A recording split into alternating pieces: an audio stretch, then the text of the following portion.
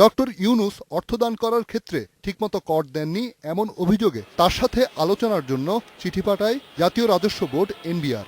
এতে বলা হয়েছে দান কর বাবদ ডক্টর ইউনূসের কাছে 15 কোটি টাকা কর পাওনা রয়েছে।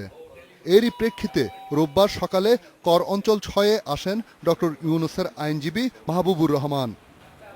আলোচনা শেষে তিনি জানান আইন মেনেই অর্থদান করেছেন ডক্টর ইউনূস। তাছাড়া তার অর্থের উৎসও বৈধ।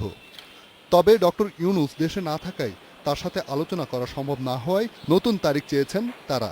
ডক্টর ইউনূস এই মুহূর্তে দেশে নাই, উনি আসলে ওনার সাথে আলাপ আলোচনা করে আপনার প্রশ্নের আমি জবাব দেবো।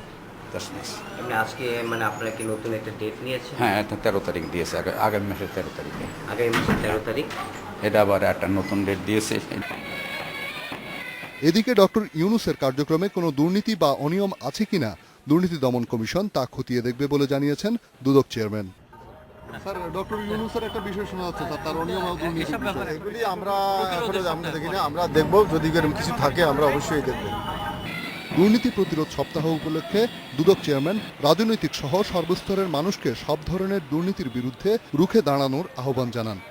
রিশাদ হুদা, ইন্ডিপেন্ডেন্ট নিউজ, ঢাকা।